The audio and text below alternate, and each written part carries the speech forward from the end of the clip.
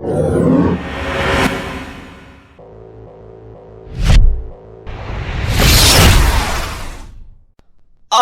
भोले दरबार में सजल बाबा दरबार, कृपा करे भोलेनाथ जब हो जाए नैया पार।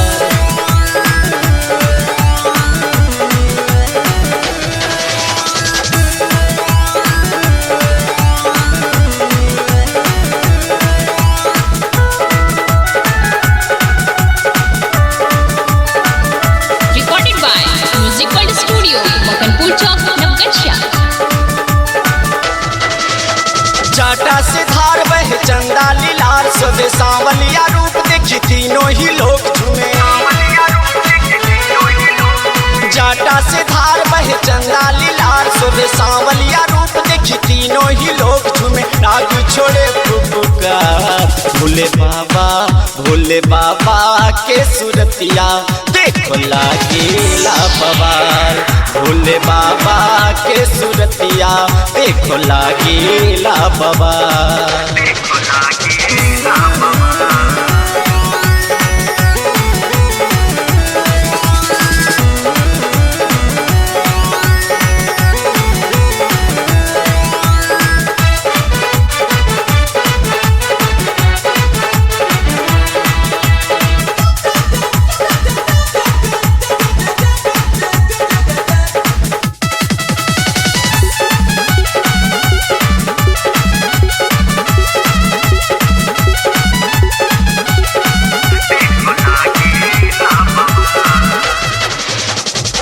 भांग धतूरा खाके भस्म रमावेला, पहिरे पगंबर बाबा डमरू बजावेला।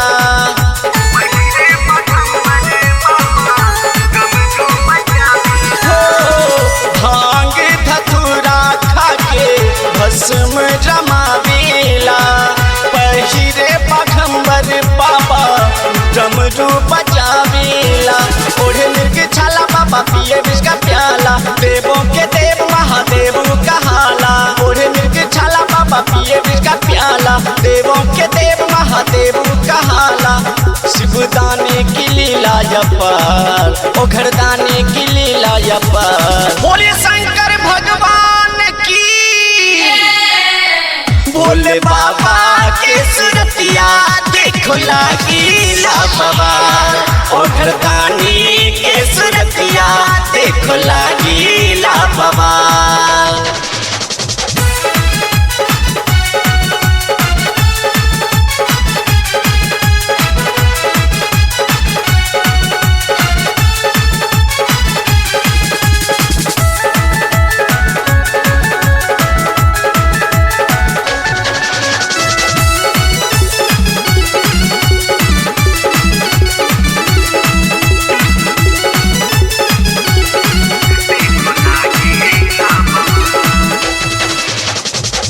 भक्तों के संकट बाबा पल में मिटाए, सारी दुनिया का भोला दाता कहाए।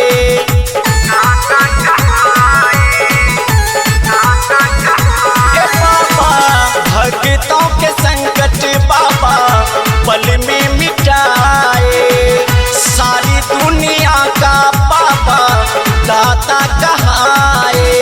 हाथ में त्रिशूल शोभे बैल की सवारी, दिन दुखियन की बाबा करते रखवाली। हाथ में त्रिशूल शोभे बैल की सवारी, दिन दुखियन की बाबा करते रखवाली। भक्त झूम झूम करे धमाल, भक्त झूम झूम करे धमाल। बोलो बोलो भोलेनाथ की, भोले बाबा के सूरतिया देखो लागेला बवाल। ओघरदानी के सूरतिया देखो लागेला बवाल।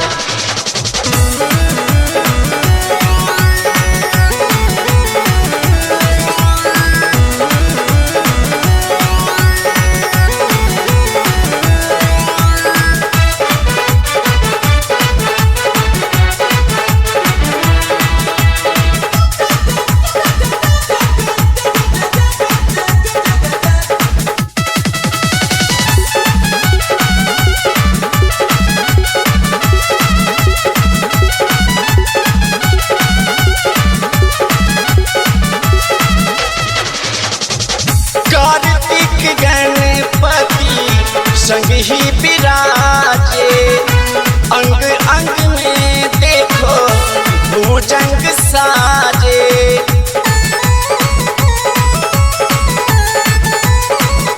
ए बाबा कार्तिक गणपति संग ही विराजे। अंग अंग में देखो भुजंग साजे। तीनों ही लोक के मालिक कहाला, बेल के पतैया पे करेला गुजारा।